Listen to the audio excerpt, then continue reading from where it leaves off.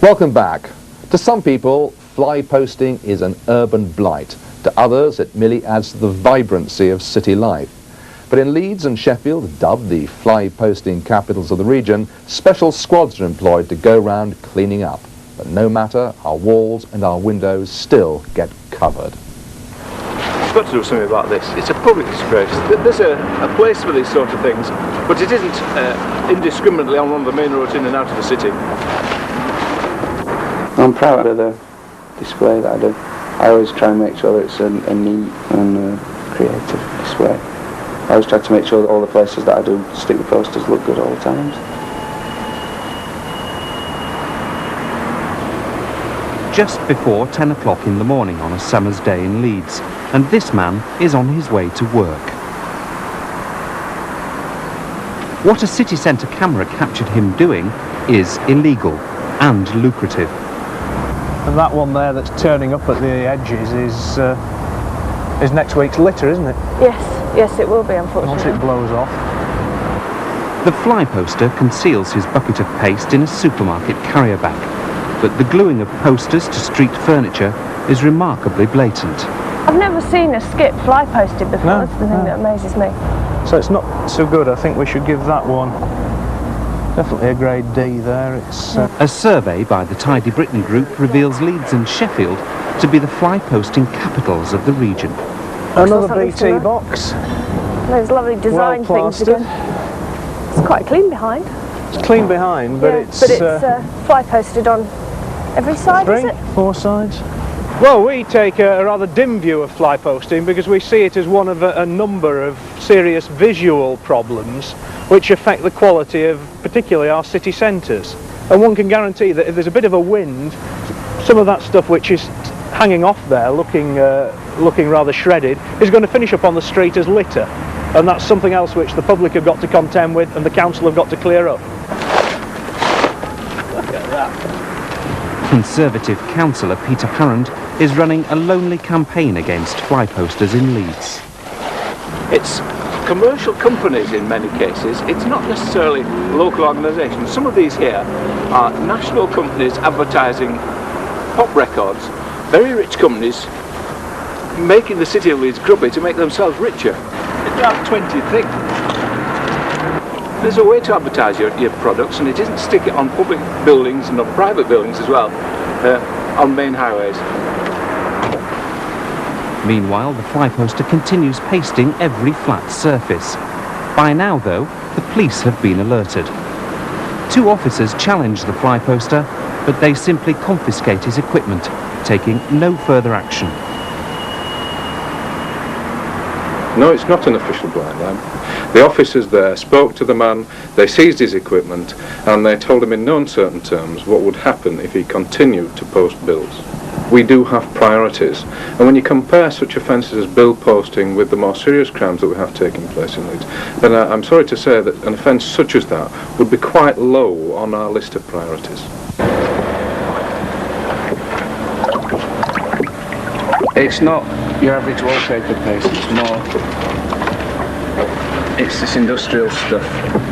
It sort of looks like a whale's brain when you empty it out of the bucket and then you mix it in with a lot of other stuff. The start of another busy day for the man responsible for virtually all the fly posting in Sheffield.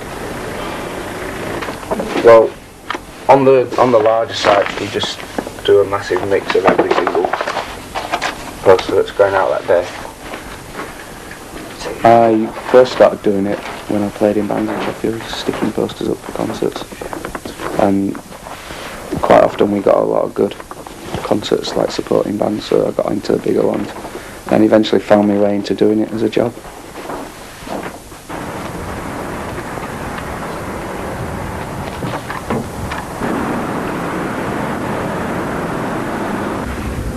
Usually from about 9 and knock off about 6, 6:30, but lately I've been really busy, so I've been doing 12, 13 hours a day some days.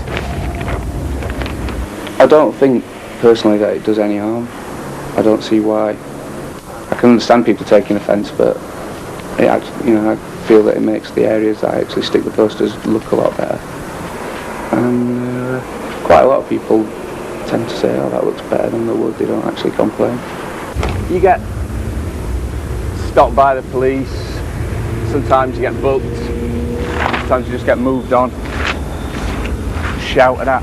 You get a lot of comments from people. You don't get that much negative stuff from people. How many times have you been fined? I can't remember, I've lost count. To be honest, several. Probably maybe 20 times now.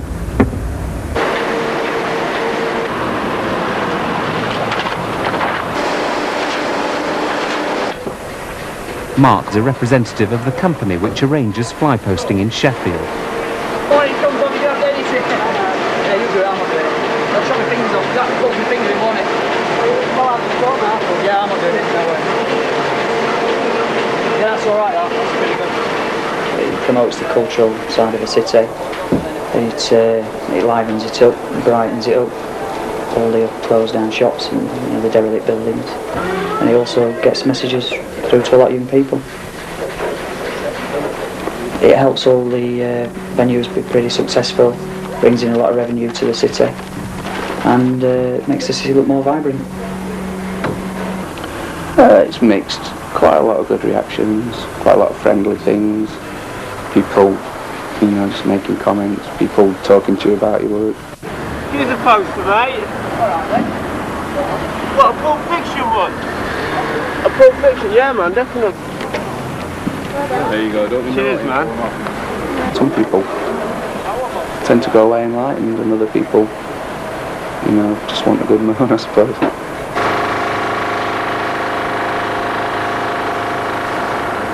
It is, it's a disgrace, man. Well, they've not been in touch with us. Right across the wall. Yeah. If they get in touch with us, obviously we can do something about it, You're fighting a losing battle. I agree with you, yeah. Wars waged on the fly posters by council cleaning squads. It seems meaningless at times, but obviously it has to be done. You've got to deny these people the publicity they're seeking.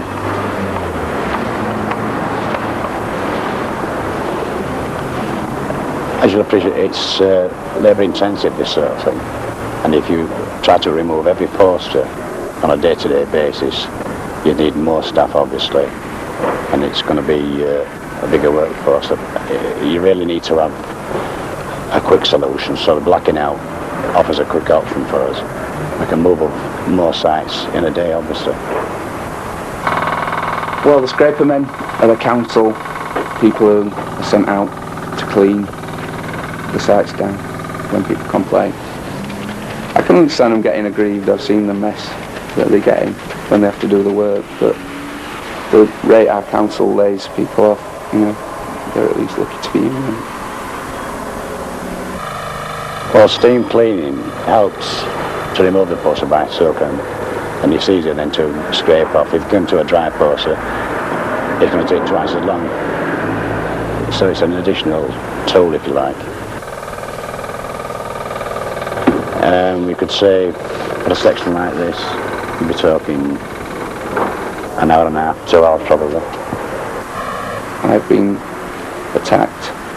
I was postering when a chap decided that he was a bit drunk and he was saying, oh, I've got houses around here and I've got shops around here, and he actually physically attacked me, and there's not a lot you can do in those situations. You can't really react other than try and get people to be calm. I mean, he'd just come out of a pub.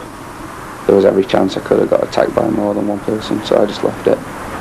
30-year-old Christopher Horrocks was fly posting in Sackville Street in central Manchester with 45-year-old Jimmy Carr from Sale. A man drove up in a van and shot Mr. Horrocks once in the head. He died despite efforts at the scene to revive him. Detectives won't comment directly on whether the murder is part of a fly posting war, except to say they're following a definite line of inquiry. Industry sources say fly posting in most big cities tends to be controlled by one or two main operators who guard their territories jealously. Yeah, I think that was a prime example of what happens when two lots of people are running this type of business in one city and not actually getting on, which is pretty sad. Chris was just a normal, educated university lad. Obviously decided to move into fly posting. It wasn't at all linked to any violence or anything that the papers maybe suggest. was someone that I knew quite well. And yeah, it was very upsetting. A very harmless and innocent person got shot and killed for a few pieces of paper. I can't do it today though, we haven't got a chance today.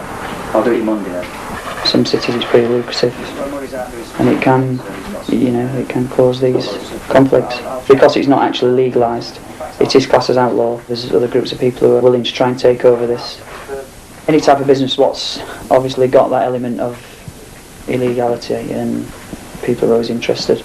Maybe not the right people, but you know, if councils go the way of legalising it, then this will actually stop any of the past troubles what's occurred in the cities. Legalisation of fly posting is a policy now actively being pursued by a number of local authorities in the region. In Bradford, students at the city's college are designing community notice boards. They'd be placed on official sites. The idea is that fly posting companies would confine their activities to these boards. They will be strategically placed, and as people get to know where they are, people who want to know what is going on at the college or some of the other venues will know where to find that sort of information. I think it's a carrot and a stick approach. Obviously there are benefits to the organisations that fly post to using the official sites, but there is also the stick that if they refuse to play ball, then the council is going to take action against them. A similar scheme is under consideration at the Town Hall in Sheffield. It would be authorised sites, authorised boards and an authorised agent acting on behalf of the council to fix advertising notices onto those authorised boards, so it would become a legitimised activity and not what we've currently got. In the meantime though, Sheffield is doubling the number of cleaning squads like these. Have they? Oh God. Have they scraped it today then? The fly posters will respond. Oh, I won't. Well, I'll come back after I've done this anyway. I've never broken the law in any other way. Although it is against the law, to me it's harmless. You can't stop me, you know, because I've got to do my job. I've got to earn money.